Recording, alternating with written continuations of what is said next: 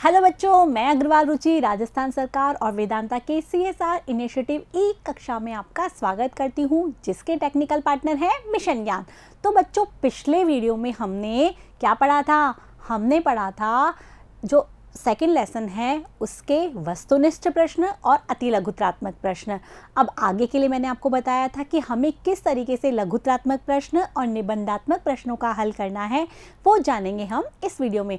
तो आइए सॉल्व करते हैं सबसे पहले लघुत्रात्मक प्रश्न। देखें हम, चलो करते हैं स्टार्ट। तो पहला प्रश्न क्या है? तटस्थता वक्र की मान्यताएं बताइए। तो हम लोगों ने ये बातें की थी कि तटस्थता वक्र की क्या मान्यताएं हैं। कुछ आ रहा है दिमाग में? यदि आप रिकॉल करेंगे तो आपके दिमाग में जरूर आएगा। तो क्या थी इसकी मान्यताएं? इसकी मान्यताएं थी 5, जो कि इस तरीके से हैं कि तटस्थता वक्र क्रमवाचक विश्लेषण पर आधारित है, उपभोक्ता कैसा होता है? विवेकशील होता है, उसकी जो पसंद है वो कैसी होती है? संगति युक्त होती है, और क्या कुल उपयोगिता किस पर आधारित होती है? उपभोग की गई मात्रा पर निर्भर करती है। कुछ याद आ रहा है? प्रतिस्थापन की सीमांत दर कैसी होती है? घटती हुई। तो वही मान्यताएं आपको इसमें राइट डाउन करनी है। उपभोक्ता को विवेकशील, उपयोगिता क्रमवाचक है, उपभोक्ता का व्यवहार संगति युक्त है, उपभोक्ता की कुल उपयोगिता उपभोग की गई मात्रा पर निर्भर करती है, और तटस्थता वक्र विश्लेषण के लिए प्रतिस्थापन की सीमांत दर घटती हुई होती है। तो इस प्रकार से इसके आंसर आपको लिखकर आना है। अगला प्रश्न देखें। अगला प्रश्न देखते हैं कि उपभोक्ता की आय के कारण बजट रेखा पर होने वाले प्रभाव को चित्र से समझाइए। अब ये तो मैम ने पढ़ाया नहीं। कई बार बच्चों ऐसी चीज़ होती है जिसमें आपको अपना ब्रेन काम में लेना होता है कि मैम ने जो पढ़ाया वो तो हम सारा कर लेंगे, लेकिन कुछ एडवांस चीज़ें भी तो पूछी जाती है। तो बच्चों क्या होता है कि जो बजट रेखा होती है वो किसको दर्शाती है? बजट रेखा दो वस्तुओं के उन विभिन्न संयोगों को दर्शाती है जो कि उपभोक्ता अपनी सीमित आय और वस्तुओं की कीमतों के आधार पर निर्धारित होती है। ठीक है बच्चों, ये बजट रेखा की परिभाषा थी। अब आपसे इसने क्या पूछ लिया कि आय के कारण बजट रेखा पर क्या प्रभाव पड़ता है? तो सीधी सी बात है कि यदि हम एक सीमित आय में बजट रेखा बनाएंगे तो एक बजट रेखा बनेगी, और यदि उपभोक्ता की आय परिवर्तित हो जाएगी तो बजट रेखा भी परिवर्तित हो जाएगी। यदि उपभोक्ता की आय में वृद्धि हो जाएगी तो बजट रेखा क्या होगी? दाहिनी तरफ विवर्तित हो जाएगी, यानी बढ़ जाएगी। और यदि उपभोक्ता की आय कम हो जाएगी तो बजट रेखा बाईं ओर विवर्तित हो जाएगी। वही आपको इसमें बताना है, और आप इसको चित्र से भी बता सकते हैं। किस तरीके से बताना है आपको? ये आप OXY। ठीक है बच्चों, तो आपको बनानी है एक बजट रेखा A और B। ये आपकी एक बजट रेखा हो गई। ठीक है, अब आपको क्या करना है? इसने बोला है आपको कि बजट रेखा में कब में क्या परिवर्तन होगा। माना उपभोक्ता की आय में वृद्धि हो गई तो बजट रेखा क्या होगी? स्थानांतरित हो जाएगी, क्योंकि उसकी जो लिमिटेशन है आय की वो बढ़ जाएगी ना। तो इस तरीके से बजट रेखा दाहिनी तरफ स्थानांतरित हो जाएगी, और यदि उपभोक्ता की आय में कमी हो गई तो बजट रेखा बाईं ओर स्थानांतरित हो जाएगी। A'-B'। तो आपको इस तरीके से इसमें डायग्राम बनाना है। आप इसमें लिख सकते हैं आय में वृद्धि,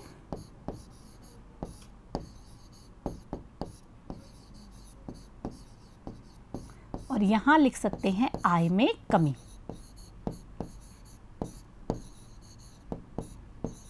और आपको इसी तरीके से इसका पूरा एक्सप्लेनेशन देना है, जैसा कि यहाँ पर लिखा गया है और मैंने बताया भी है। ठीक है बच्चों, अगला प्रश्न देखें। तो अगला प्रश्न है सीमांत उपयोगिता हास नियम की मान्यताएं बताइए। वो भी हमने बताई थी सीमांत उपयोगिता हास नियम की, कि सीमांत उपयोगिता गणनावाचक विश्लेषण पर आधारित है, और उपभोक्ता कैसा होता है? विवेकशील होता है। कुछ याद आ रहा है या भूल गए? याद कीजिए, माइंड पे जोर डालिए। और इसके अलावा बताई थी हमने उपयोगिता को मापा जा सकता है, क्योंकि गणनावाचक में तो मापा ही जा सकता है। मुद्रा की सीमांत उपयोगिता कैसी होती है?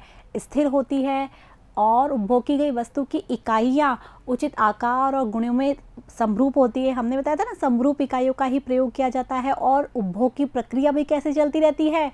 सतत चलती रहती है। उपभोक्ता की आय, रुचि, फैशन, इसमें कोई परिवर्तन नहीं होता। ये किसकी मान्यता थी? सीमांत उपयोगिता हास नियम की। तो इस तरीके से आपको 6 मान्यताएं इसमें लिखकर आनी है। अगला प्रश्न देखते हैं। अगला प्रश्न है तटस्थता वक्र की प्रमुख विशेषताएं बताइए। इसका तो मेरे हिसाब से नाम सुनते ही आपको लग गया होगा कि हाँ ये वो चारों विशेषताएं हमारे दिमाग में दौड़ रही हैं। तो बस आपको वो चारों विशेषताएं इसके अंदर लिख कर आनी है कि तटस्थ वक्र की 4 विशेषताएं हैं। पहला, तटस्थ वक्र क्या होता है? बाएं से दाएं नीचे की ओर झुकता हुआ अर्थात ऋणात्मक ढाल का होता है। दूसरी विशेषता क्या लिखोगे कि तटस्थ वक्र मूल बिंदु के प्रति उन्नतोदर होता है। तीसरी विशेषता क्या लिखोगे कि 2 तटस्थ वक्र आपस में एक दूसरे को काटते नहीं हैं। और चौथी इसकी विशेषता है कि ऊंचा तटस्थ वक्र अधिक संतुष्टि के स्तर को दर्शाता है। ठीक है बच्चों, तो इस प्रकार से आपको चारों विशेषताएं इसमें लिखकर आनी है। आ गया। अगला क्वेश्चन देखते हैं कि अगले प्रश्न आ गए हमारे निबंधात्मक प्रश्न। अभी तक जो हमने सॉल्व किए वो तो लघुत्रात्मक, जिन्हें कि हमें 50 to 60 वर्ड्स में लिखना है। इसके बाद आते हैं निबंधात्मक, जिनको 100 वर्ड से ऊपर भी हम इसका आंसर दे सकते हैं। और मेन चीज़ जो आप है वो सुन लीजिए कि निबंधात्मक प्रश्न में हमें सब चीज़ डिटेल से बतानी है और डायग्राम्स का जो मैक्सिमम यूज़ होता है वो आपको निबंधात्मक प्रश्न में करना है विद एक्सप्लेनेशन। ठीक है बच्चों, तो पहला प्रश्न देखते हैं निबंधात्मक क्या है कि गणनावाचक विश्लेषण में उपभोक्ता के संतुलन को समझाइए। तो हमने पढ़ा था गणनावाचक विश्लेषण में सीमांत उपयोगिता हास नियम और सम सीमांत उपयोगिता नियम। फिर हमने सम सीमांत उपयोगिता नियम में उपभोक्ता के संतुलन की बात की थी ना, कि उपभोक्ता वहाँ संतुलित होता है जहाँ वो क्या करता है, अपने आय में अपनी उपयोगिता को अधिकतम करता है, अपनी संतुष्टि को अधिकतम करता है और वो उसमें परिवर्तन का बिल्कुल भी इच्छुक नहीं होता। जो वो उपभोग कर रहा होता है वही उपभोग वो जारी रखना चाहता है, तभी वह अधिक संतुष्टि प्राप्त करता है। तो वही चीज़ आपको इसमें बतानी है। फिर हमने बताया था कि एक वस्तु के प्रयोग की स्थिति में उपभोक्ता का संतुलन की शर्त क्या होगी, 2 वस्तु के प्रयोग की स्थिति में उपभोक्ता के संतुलन की शर्त क्या होगी, वही सारी चीज़ें आपको इसमें डिटेल में बतानी है। कि एक वस्तु के प्रयोग की स्थिति में बताना है आपको कि MUX बराबर PX, ये शर्त थी। फिर आपको एक से अधिक वस्तु प्रयोग करता है, आप बताएंगे इसमें कि उपभोक्ता वास्तव में एक वस्तु का ना प्रयोग करके एक से अधिक वस्तु के प्रयोग की स्थिति रहती है, तब वो कैसे करेगा उपभोक्ता अपना संतुलन। विभिन्न वस्तुओं से प्राप्त सीमांत उपयोगिता और उनकी कीमत का अनुपात क्या हो जाना चाहिए, आपस में बराबर हो जाना चाहिए।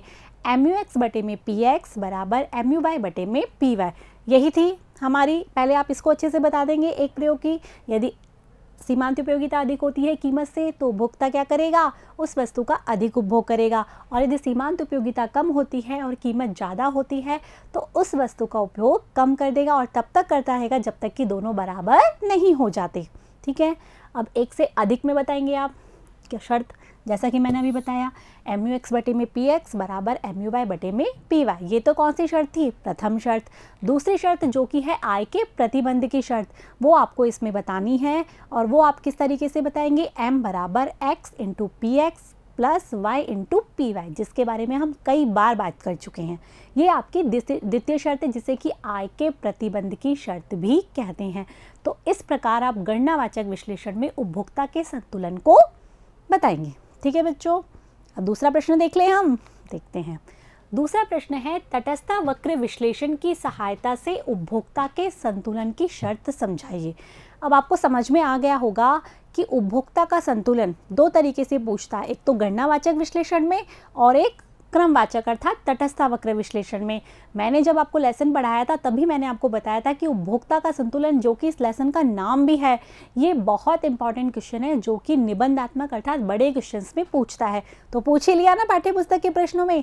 तो पहला प्रश्न तो हमने सॉल्व कर दिया। अब दूसरे में हमें क्या करना है, हमको बजट रेखा और जो तटस्थ वक्र है उन दोनों को मिलाकर उपभोक्ता के संतुलन को बताना है, जो कि इसकी शर्त बताई थी मैंने। कुछ याद आ रहा है या भूल गए, डालिए अपने दिमाग पे जोर। तो इसी प्रकार से उपभोक्ता का संतुलन बताना है। तो सबसे पहले वही बात कहेंगे कि उपभोक्ता अपना संतुलन वहाँ करेगा जहाँ वो अपनी दी हुई आय और दी हुई कीमतों पर अपनी संतुष्टि को अधिकतम कर पाएगा और उसमें परिवर्तन का कोई इच्छुक नहीं होगा। और उपभोक्ता के संतुलन की तटस्थ वक्र विश्लेषण में 3 शर्तें हैं, याद आ रही है। पहली शर्त कि बजट रेखा तटस्थ वक्र को क्या करना चाहिए, स्पर्श करना चाहिए। और जहाँ स्पर्श करेगा वहाँ तटस्थ वक्र का ढाल और बजट रेखा का ढाल दोनों क्या हो जाएंगे, बराबर। तो तटस्थ वक्र का ढाल तो क्या होता है, प्रतिस्थापन की सीमांत दर अर्थात MRX प्रति MRS XY प्रतिस्थापन की सीमांत दर। और कीमत रेखा का ढाल क्या होता है, दोनों वस्तुओं की कीमतों के अनुपात के बराबर, अर्थात px बराबर px बटे में py। तो इन दोनों को क्या करना है, बराबर दिखाना है इस तरीके से। ठीक है, तो यहाँ दूसरी शर्त होगी जिसे कि हम आवश्यक शर्त भी कहते हैं। और तटस्थ वक्र और बजट रेखा की जो उपभोक्ता के संतुलन की तीसरी शर्त है वो ये है कि तटस्थ वक्र मूल बिंदु के प्रति उन्नतोदर होना चाहिए। तो वो भी आप इसके अंदर लिख देंगे। ठीक है, और आपको इसमें क्या करना है, जो डायग्राम बनाना है, कौन सा वाला याद आ रहा है कुछ, ये आपको बजट रेखा बतानी है, फिर एक इस तरीके से IC, एक ये IC और एक ये IC1, IC2 और IC3। ये वाला आपको डायग्राम यूज़ करना है, x वस्तु और y वस्तु। फिर आपको बताना है ये P बिंदु, ये Q बिंदु और ये R बिंदु। फिर आपको बताना है कि उपभोक्ता कहाँ संतुलित होगा, R बिंदु पर, क्योंकि यहाँ उपभोक्ता के संतुलन की तीनों शर्तें पूरी हो रही होंगी। P और Q पर शर्त तो पूरी हो रही होंगी, लेकिन उपभोक्ता अधिकतर क्या करना चाहता है, अपनी संतुष्टि को अधिकतम करना चाहता है, और R बिंदु पर उसकी संतुष्टि P और Q की तुलना में अधिक है। और जो IC3 पर इसलिए नहीं करेगा क्योंकि वो उसकी आय की सीमा के ही बाहर है, बजट रेखा को वो स्पर्श ही नहीं कर रहा, वहाँ संतुलन की शर्तें ही पूरी नहीं हो रही। जो R बिंदु है उस पर संतुलन की तीनों शर्तें पूरी हो रही हैं। तो इस तरीके से आपको ये डायग्राम बनाना है, संतुलन की शर्तें लिखनी होगी और इस डायग्राम का एक्सप्लेनेशन भी देना होगा। ठीक है बच्चों, अगला प्रश्न देखें। अब हमारा अगला प्रश्न क्या है, अगला प्रश्न है तटस्थ वक्र की विशेषताएं। फिर से आ गई। लघुत्रात्मक प्रश्न में तो आपने क्या किया था, तटस्थ वक्र की जो विशेषता है उनके केवल नाम लिख दिए थे। अब आपको उनकी डिटेल भी लिखनी है। जैसे कि पहली विशेषता है तटस्थ वक्र ऋणात्मक ढाल का होता है। तो आपको डायग्राम बताए थे ना मैंने, तीनों चारों, वो सारे डायग्राम बनाने हैं कि क्षैतिज अक्ष के समानांतर नहीं हो सकता, पूरा अच्छे से समझाना है कि क्यों नहीं हो सकता। फिर आपको इसके अंदर तटस्थ वक्र कैसा नहीं हो सकता, वाई अक्ष के समानांतर अर्थात लंबवत क्यों नहीं हो सकता, वो भी आपको बताना है। फिर तटस्थ वक्र धनात्मक ढाल का क्यों नहीं हो सकता, वो भी आपको बताना है। फिर हमें बताना है कि तटस्थ वक्र कैसा होता है, ऋणात्मक ढाल का होता है, अर्थात बाएं से दाएं नीचे की ओर झुकता हुआ होता है। इन तीनों डायग्राम को आपको एक्सप्लेनेशन भी लिखना है कि किस तरीके से वो नहीं होता, क्योंकि संतुष्टि का स्तर क्या हो जाता है, इसके विभिन्न बिंदुओं पर बदल जाता है। याद है ना, मैंने सारी चीज़ें समझाई थी और आपको इस तरीके से इनको बताना है। फिर लास्ट में आपको ये बताना है कि ऋणात्मक ढाल का होता है क्योंकि इसके विभिन्न बिंदुओं पर संतुष्टि का स्तर नहीं बदलता। ठीक है बच्चों, इसके बाद इसकी दूसरी विशेषताएं देखते हैं। दूसरी विशेषताओं में हमने बात की थी कि तटस्थ वक्र मूल बिंदु के प्रति उन्नतोदर होता है। तो वही, ये तो क्षैतिज अक्ष वाला हो गया, तो इसमें भी आपको वही करना है, मूल बिंदु के प्रति उन्नतोदर बना के बता देना है। क्योंकि प्रतिस्थापन की सीमा अंदर कैसी होती है, घटती हुई होती है। यदि प्रतिस्थापन की सीमा अंदर बढ़ती हुई होती तो मूल बिंदु के प्रति उन्नतोदर होता। ठीक है, प्रतिस्थापन की सीमा दर स्थिर होती तो क्या होता, तटस्थ वक्र, तटस्थ वक्र क्या होता, बिल्कुल एक सीधी लाइन होता इस तरीके से।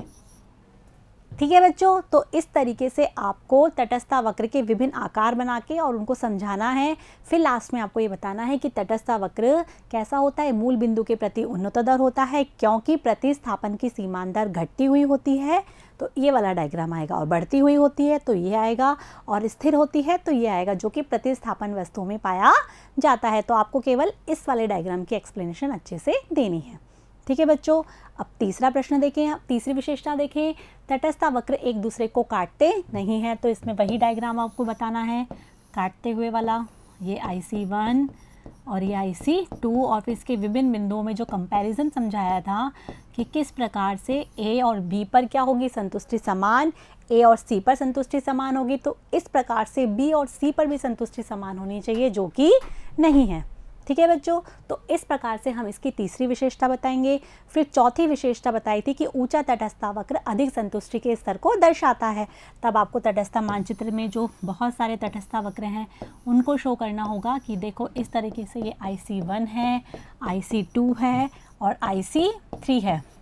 और ऊंचा तटस्थ वक्र क्या बताता है, अधिक संतुष्टि के स्तर को बताता है। तो वो सारी चीज़ें आपको इसमें बतानी होगी। आगे बच्चों समझ में, तो किस प्रकार से आप तटस्थ वक्र की विशेषताओं का वर्णन करेंगे, जैसे आपको चैप्टर में समझाया गया है आपको बस उसी तरीके से करना है। यहाँ पर मैं केवल आपको एक डेमो दे रही हूँ कि किस तरीके से आपको क्वेश्चन का सॉल्व बाय नंबर वाइज करना है। ठीक है बच्चों, कि पहला विशेषता है तो आपको उसमें क्या लिखना है, दूसरी विशेषता है तो उसमें क्या लिखना है आदि। ठीक है, अब अगला प्रश्न देखें हम।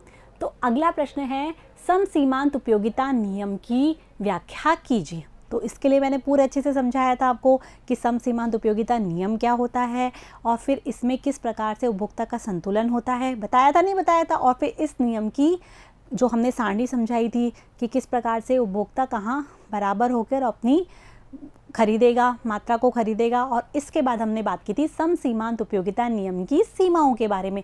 तो वही सारी चीज़ें आपको इसमें बतानी है वन बाय वन करके। जैसे आप पहले नियम बताओगे कि समसीमांत उपयोगिता नियम क्या है, कि अन्य बातें समान रहने पर उपभोक्ता अपनी आय को इस प्रकार से खर्च करता है कि प्रत्येक वस्तु पर खर्च की गई मुद्रा की अंतिम इकाई से प्राप्त सीमांत उपयोगिता क्या हो जाए, बराबर हो जाए, अर्थात MUX बटे बराबर MUY। तो ये आपको सब पहले नियम के बारे में बताना है।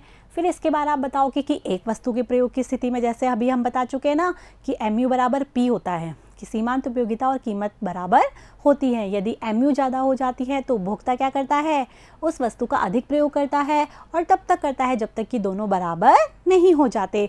और यदि P ज़्यादा हो जाती है अर्थात कीमत ज़्यादा हो जाती है तो उपभोक्ता उस वस्तु की कम मात्रा का उपभोग करता है और तब तक करता है जब तक कि दोनों बराबर नहीं हो जाते।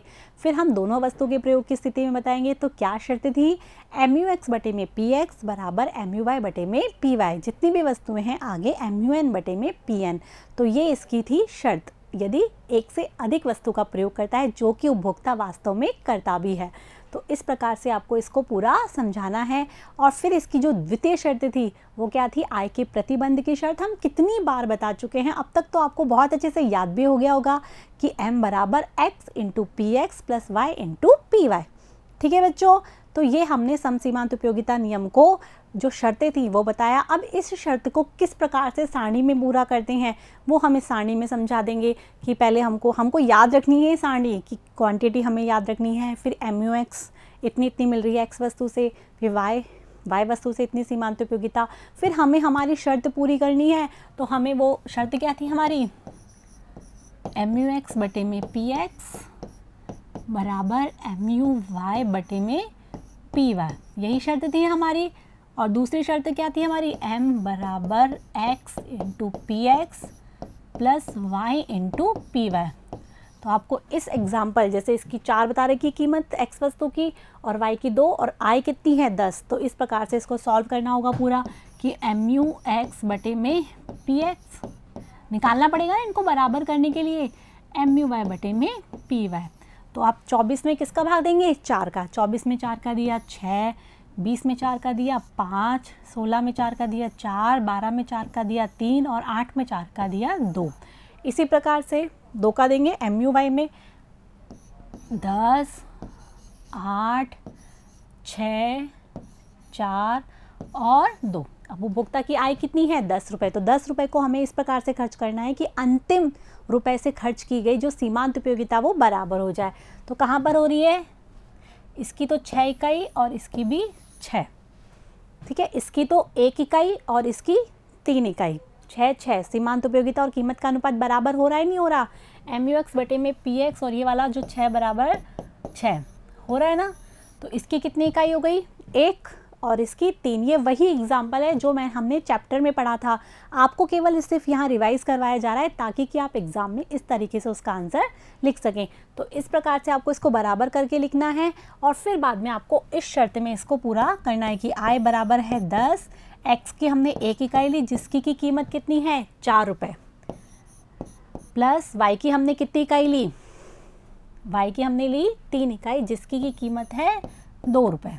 तो इस प्रकार से 4 प्लस 6 और कितनी हो गई 10, यही हमारी क्या है आय। तो दूसरी शर्त भी पूरी हो गई और पहली शर्त भी। तो इस प्रकार से आपको दोनों शर्तों को पूरा करा के सारणी बना के MUX बटे PX निकाल के MUY बटे PY निकाल के और दोनों शर्त किस प्रकार से पूरी हो रही है वो पूरा आपको इसमें समझाना होगा।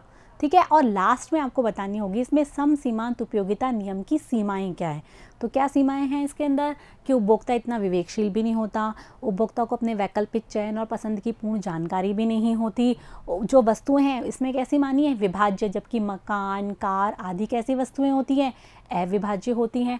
और लास्ट में इसमें बताया है अवास्तविक मान्यता है कि मुद्रा गणनावाचक उपयोगिता विश्लेषण है, मुद्रा को मापा जा सकता है, मुद्रा की सीमांत उपयोगिता स्थिर है। ऐसा कुछ भी नहीं होता, वास्तव में ऐसा पॉसिबल ही नहीं है। तो ये सारी अवास्तविक मान्यताएं हैं। इसके बाद इसने बताया बजट अवधि निश्चित होती है, जबकि कुछ वस्तुएं जो कि कैसी वस्तुएं होती हैं टिकाऊ वस्तुएं होती हैं उनकी बजट अवधि 1 वर्ष से कई वर्षों तक वो चलती रहती हैं। तो उनका कंपैरिजन किससे होता है, जो वस्तुएं 1 वर्ष से चल रही हैं। तो इस प्रकार से ये नियम की क्या हो गई सीमाएं। तो सम सीमांत उपयोगिता नियम का जब आपसे पूछा जाता है तो आपको स्टेप बाय स्टेप इस तरीके से इस आंसर को करके आना है। ठीक है बच्चों, तो ये था हमारा सेकंड लेसन उपभोक्ता का संतुलन, जिसके हमने 9 पार्ट्स में क्वेश्चन आंसर भी करवाए हैं और सारे लेसन को हमने बहुत अच्छे से समझा है। आपको किसी भी चीज़ में यदि दिक्कत होती है तो आप वो वीडियोस निकालें और उसको बहुत अच्छे से समझ पाएंगे। रिवाइंड कीजिए, पॉज कीजिए, जो चीज़ लिखी गई है आपकी स्लाइड्स में उसको नोट कर लीजिए ताकि कि आप एग्ज़ाम में बहुत अच्छे से पढ़ पाएंगे। मैं आशा करती हूँ कि आपको ये चैप्टर बहुत अच्छे से समझ में आया होगा। अब हम नेक्स्ट वीडियो में मिलेंगे नेक्स्ट लेसन के साथ। तब तक आप ये सारे लेसन हैं उनको याद करते रहिए, सारे क्वेश्चन आंसर को सॉल्व कर लीजिएगा। Thank you.